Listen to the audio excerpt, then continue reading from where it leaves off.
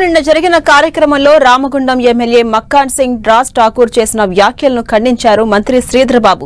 బెదిరింపులకు పాల్పడుతున్న తమ కార్యకర్తలకు ధైర్యం చెప్పడానికే రాజ్ ఠాకూర్ ఆ విధంగా మాట్లాడారని మంత్రి శ్రీధర్ బాబు స్పష్టం చేశారు. ఎమ్మెల్యే రాజ్ ఠాకూర్ ది శాంతిని కోరుకునే ఆలోచన విధానమని, కార్యకర్తలకు ధైర్యం చెప్పడానికే అలా మాట్లాడారని తెలిపారు.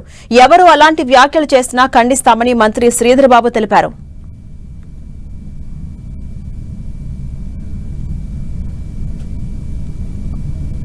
రామగుండం శాసనసభ్యులు రాజ్ ఠాకూర్ గారు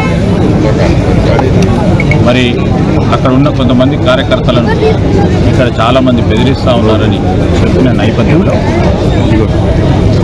దానికి సంబంధించి 2 మాటలు చెప్పడం జరిగింది. కానీ రాజ్ ఠాకూర్ గారి ఆలోచన విధానం కానీ శాంతికి భంగపట్టే కార్యక్రమం చేయొద్దనే ఉంటుంది.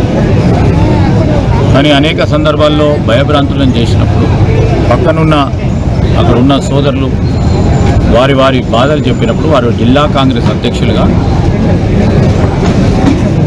ఆ విధమైన స్పందన కనబడ్డది. మేము ఎవరు చేసినా